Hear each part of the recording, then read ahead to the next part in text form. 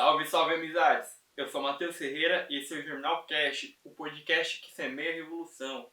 E hoje, com mais um estudo de caso, que é a Tela Brasil e a inclusão do audiovisual no NIB. Antes de tudo, eu gostaria de falar aqui algumas coisas. Primeiro, eu estou mudando um pouco o formato porque eu descobri que o YouTube ele tem uma tendência a diminuir a entrega dos vídeos quando a gente coloca sequenciado, tá? Então, a partir de agora, os episódios não vão ser mais numerados, porque tanto faz a forma que vocês vão assistir. E outra coisa, a grande maioria, talvez, dos episódios futuros vão sair em áudio exclusivamente. Tá? Esse aqui é um dos últimos episódios gravados em vídeo, porque eu tô com uns problemas técnicos aí.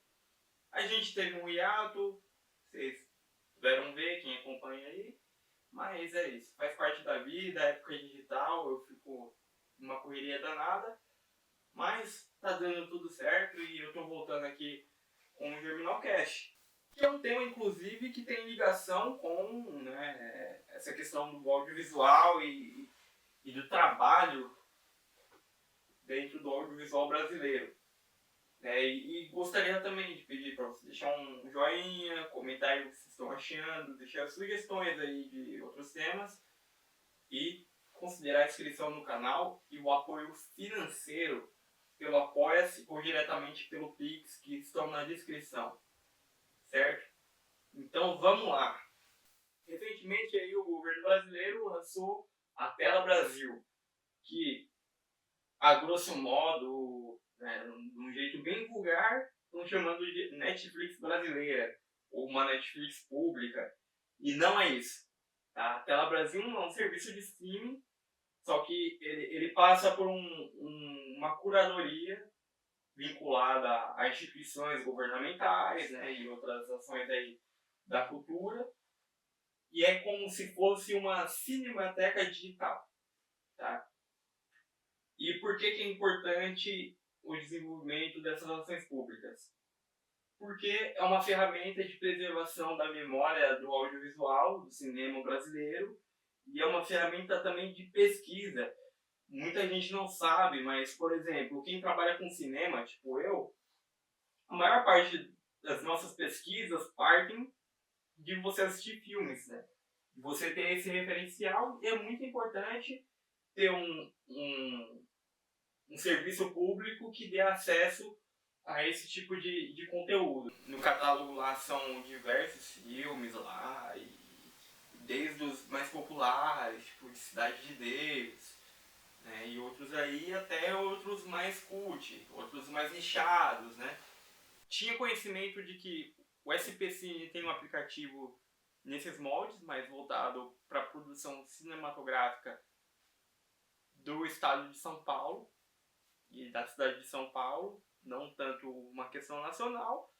E aí a Tela Brasil envolve, né, o Brasil inteiro. Isso é genial, cara, é genial. E lá vai. A gente tem muitos críticos aí de internet, galera que fica lá comentando nas redes sociais, né. O que mais tinha de comentário quando lançou era o seguinte: vocês esperam um ano de eleição para fazer alguma coisa? E, nossa, isso aí surpreende quem? Quem de fato fica surpreso com qualquer governo, em qualquer esfera, que tem uma plataforma política lá que tentando se reeleger ou tentando lançar algum candidato próximo, não começa a investir bilhões dos cofres públicos para acelerar obras, lançar programas, lançar políticas públicas. Quem é que não faz isso? De novo, que governo em todas as esferas aí, seja federal, municipal, estadual, quem nunca fez isso? Quem é que não age assim na política brasileira ou acho que não, democracia burguesa de qualquer lugar? Isso aí não devia ser nem uma coisa passível de comentário, sabe? Eu acho que a galera pega muito no pé de um governo que tem suas limitações e não quer comprar briga política. E aí a galera começa a invalidar as coisas da hora, as pouquíssimas coisas que esses governos dito de esquerda liberal, dito de esquerda progressista, social-democrata, que na minha visão de social-democrata não tem nada, porque não presta nenhuma reforma, só faz a gerência aí do neoliberalismo, né? Tiveram ações importantes, sim, no desenvolvimento de políticas públicas, né? Mesmo não sendo políticas públicas. Por exemplo, os editais, os fomentos, né? Mas eu não considero isso aí uma política pública. Para mim, a forma que estão usando o dinheiro da Aldir Blanc, por exemplo, não, aquilo não é política pública não, mano. Tá ligado? Aquilo não é política pública de cultura de jeito nenhum. Tá ligado?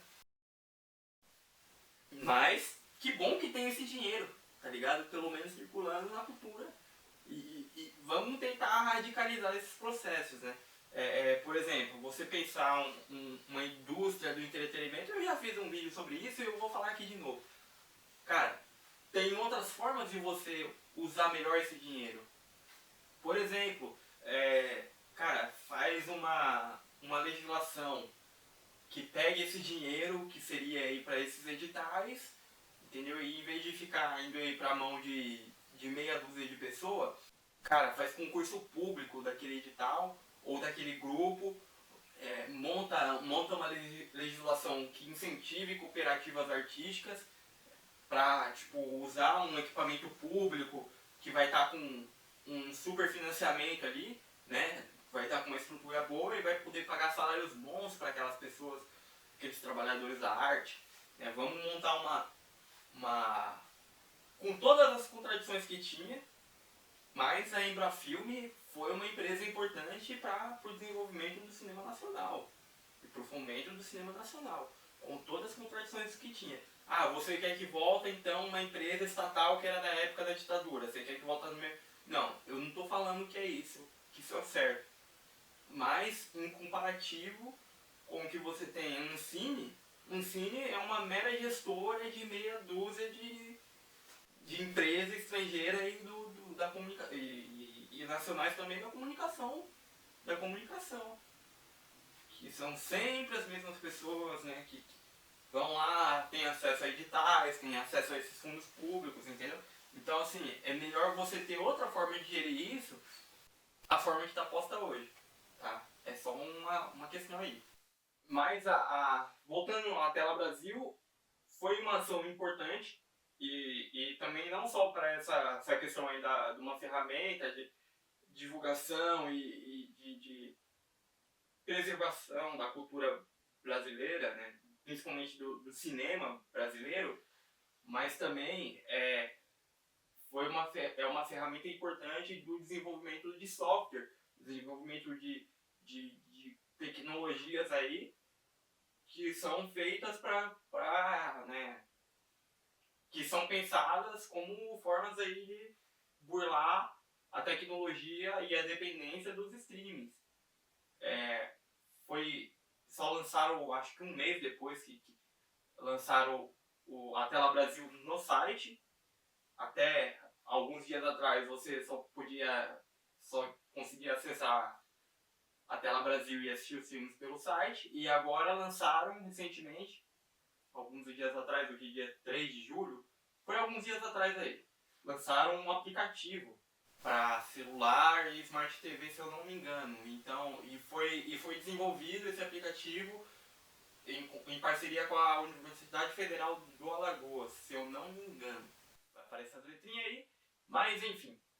Então, assim, você pensa preservação da memória, uma curadoria, uma questão da pesquisa da história e do cinema popular brasileiro, do cinema, enfim, de várias temáticas dentro do cinema brasileiro. Você pensa desenvolvimento de software, você pensa soberania digital. Então, assim, cara, com todas as contradições, eu acho que foi uma coisa genial e tá de parabéns. Pra gente não ficar aí falando pra galera não ficar falando aí que eu só critico o governo Lula. O governo Lula acertou nessa. Demorou, mas acertou. A crítica válida que eu vi muito nos comentários, eu vi em algumas reportagens também, que assim, para você exibir uma obra cinematográfica, qualquer que seja, tu tem que pagar os direitos autorais daquela obra, certo? Tipo assim, o governo não explicou, pelo menos até o lançamento desse vídeo, o governo não explicou como que está sendo esse licenciamento dessas obras, quanto tempo vai ficar lá no catálogo, se vai ficar o resto da vida, se não vai, se tem prazo, quanto que foi pago por cada obra. Se eu não me engano, o valor total desse licenciamento foi de 3 milhões e alguns quebrados, tá? Tipo assim, ninguém explicou muito bem como vai funcionar isso e aí ficou uma preocupação. Porque, pô, a gente que é produtor, né, cineasta, tal, realizador de filmes, vai colocar lá as nossas obras, vai ter uma plataforma pública da hora para colocar nossos filmes, só que como que a gente recebe por isso? Não ficou claro. E aí falar também da inclusão do audiovisual no NIB. O NIB é um programa que chama Nova Indústria Brasileira, que é um programa de tentativa de reindustrialização a partir de fornecimento de crédito barato, subsídios e outros fomentos para setores-chave considerados estratégicos, né, para a reindustrialização brasileira. Eu estou acompanhando assim, mas está muito contraditório isso, né? Porque falam dessa reindustrialização, mas estão privatizando terra rara, estão privatizando urânio, estão privatizando outras coisas aí que você depender de uma soberania nacional que é quem faz a gestão dessa soberania é o mercado privado, é inexplicável, tá ligado? Mas qual que é a fita aí? De incluir o audiovisual, né? Pô, da hora que incluiu o audiovisual, né? E a galera vai ter acesso a esses incentivos e tal. Aí eu vi uma enxurrada de crítica lá falando, mas vão ser os mesmos que vão ter direito, que vão ter acesso e tal. Será? Será? Sabe? Eu não entendo essa galera que porra, velho, será que o governo Lula 3 é neoliberal? Tá ligado? Aplica políticas descaradamente neoliberais e fala que a culpa é toda do Congresso? Será? Sabe? As pessoas se fazem idiota, não é possível, cara. Mas se o governo tivesse essa preocupação em incentivar mesmo a indústria audiovisual e tal, inclusive eu assisti recentemente uma palestra, é uma palestra gravada, antiga já, acho que do ano passado, das produtoras da série Beleza Fatal. Eu vou fazer um vídeo sobre Beleza Fatal, eu vou fazer vários vídeos ou gravar áudio, não sei como vai ser o formato, mas eu quero fazer sobre produções audiovisuais brasileiras que eu quero falar muito sobre elas. Mas as minas lá, produtora, falando, né, era uma palestra lá no SPCine, falando do programa de... aqui em São Paulo a gente tem um bagulho chamado São Paulo Film Commission, que é tipo uma rede que tem a ver, tá ligada a SPCine, que tenta fomentar locais e gravações aqui dentro do município de São Paulo. E aí tem toda uma questão lá do cash rebate, né, que é um retorno financeiro para as produtoras que aportam um dinheiro nessas produções locais, né? E enfim, e aí as minas falou que o maior gargalo para gravar em São Paulo é que a gente não tem estúdio profissional. A gente simplesmente é a maior cidade da América Latina, já foi um polo industrial de várias coisas, inclusive de cinema. Era um cinema questionável, né? Mas era o que fazia aqui. E produzia-se muito. É o final dos anos 80. E a gente não tem um polo industrial. Elas pegaram um galpão, uma série de galpões em Osasco e improvisaram um estúdio. Mas, assim, era muito dificultoso, porque não tinha a acústica ideal, não tinha isolamento acústico ideal, você tinha alguns problemas de infraestrutura, entendeu? Mas foi o que elas conseguiram improvisar. E eu acho que está no momento do audiovisual, do cinema brasileiro, das séries, das novelas, sair dessa dependência do Projac, porque o único estúdio profissional que a gente tem pertence à Rede Globo. E cara, isso é absurdo, tá ligado? E a gente ter uma forma de produzir séries, novelas, filmes de grande aporte financeiro sem essas dificuldades, sem ter que improvisar. Acho que já passou desse momento da gente dar esse salto qualitativo, né? Como que a gente faz isso? Com um governo federal totalmente amarrado ao neoliberalismo e acordos com o Centrão, e a mesma coisa os governos estaduais e municipal aqui de São Paulo, eu não sei, cara. Eu não sei. Porque assim, eu não tenho condições de pegar um financiamento para financiar um projeto desse. Tá ligado? A maior parte das produtoras independentes que gostariam de ter esse aporte financeiro não consegue esse acesso, porque é bem complexo. E a gente já tem um mercado muito nichado, que são sempre as mesmas produtoras que vão pegar os trabalhos maiores, que vão receber dinheiro, aportes milionários de empresas de streaming, por exemplo, gringas, tá ligado? Mas o que se poderia fazer, se fosse levado a sério mesmo essa política, de novo, edital não é política pública, mas você ter leis de fomento, cara, você pegar um BNDES da vida só ir pro audiovisual, tá ligado? E financiar essas obras, financiar essas estruturas. E aí o Estado alugava para essas produtoras fazer essa produção, entendeu? Ou sei lá, pensava num modelo de concessão, tá ligado? Não sei, mas não uma concessão monopolista, uma concessão de tipo assim, ó, eu tenho um projeto de série, eu quero gravar nos estúdios aqui do município de São Paulo, tá ligado? E aí eu tenho esse aporte financeiro. E aí vem outra produção ali, outra empresa, outra produtora, com outra série, com outro filme e tal, e tocava marcha naquele projeto. Ou você pensar, grupos de teatro, vamos ter uma estrutura aqui, um teatro municipal, vários equipamentos culturais com a mesma estrutura do Teatro Municipal aqui de São Paulo, por exemplo, e cara, cada companhia vai fazer um projeto, uma temporada, né, de tantos meses ali de tal peça. E aí os artistas vão receber num preço de tabela, vão receber um salário, um preço, um valor tabelado, negociado com os sindicatos, tá ligado? E assim, pô, isso não é contraditório com o que você acredita dentro do anarquismo?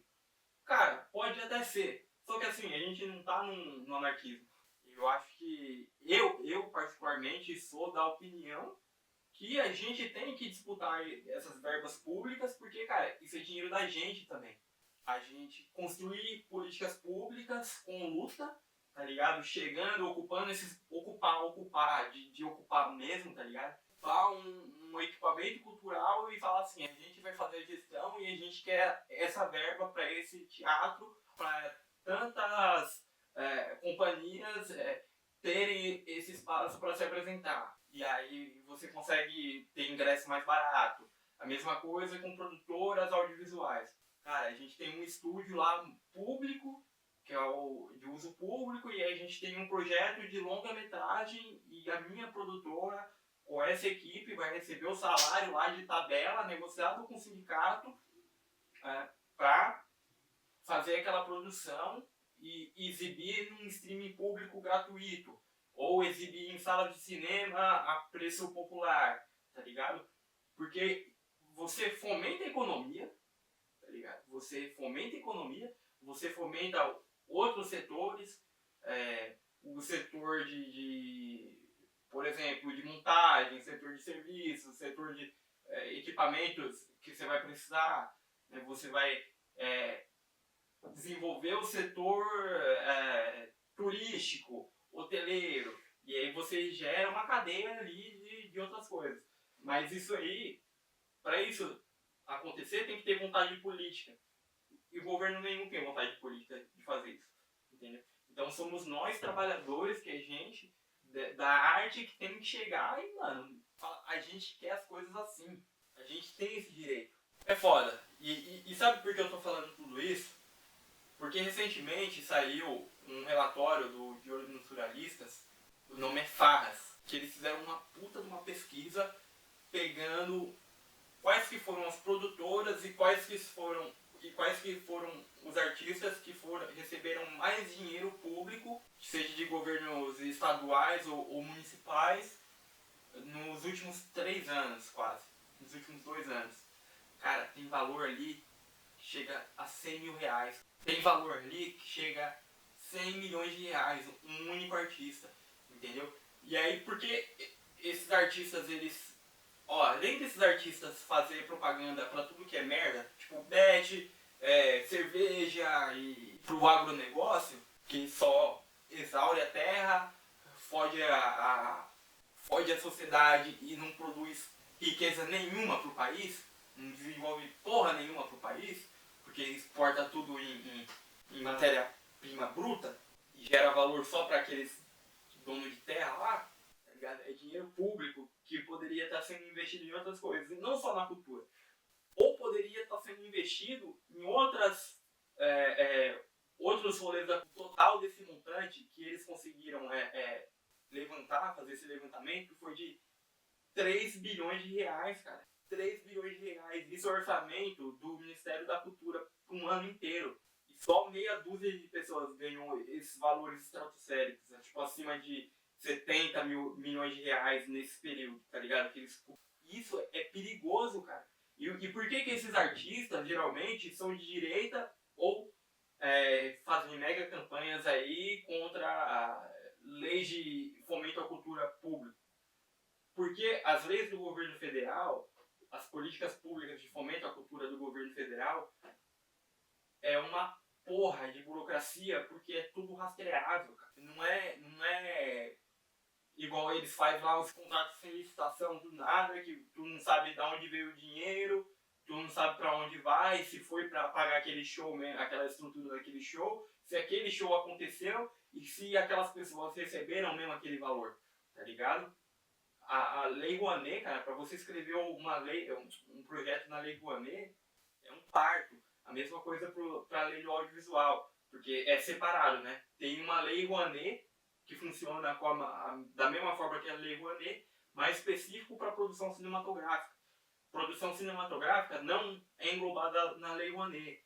Para tu fazer cadastro no Ancine, do teu projeto, e ainda você saber se você vai conseguir captar aquele montante, porque não é dinheiro de investimento público direto, é fomento indireto. São empresas que vão lá e vê aquele projeto, se interessa, porque talvez dialogue com o que aquela empresa prega ali, e aí a empresa investe aquele aporte financeiro e vai ter o abatimento dos impostos federais, baseado naquele montante que ela investiu. Então, o Estado não está investindo dinheiro diretamente, mas está deixando de receber dinheiro. Cabulosos assim que acontece, e é isso. Meia dúzia de artistas que recebeu ali montantes muito, muito dinheiro, tá ligado? E se você for ver, mano, essa galera não precisa desse dinheiro público, porque é uma galera que tem sucesso no mercado, é uma galera que é patrocinada por empresas bilionárias, tipo Betis e o Caralho 4, entendeu? Então assim, mano, a gente precisa rever como que é o financiamento público cultural no Estado brasileiro. E a gente precisa mudar isso pra hoje. Pra hoje, tá ligado, mano? E essas pessoas que estão recebendo esse dinheiro todo, elas têm que ser responsabilizadas, mano.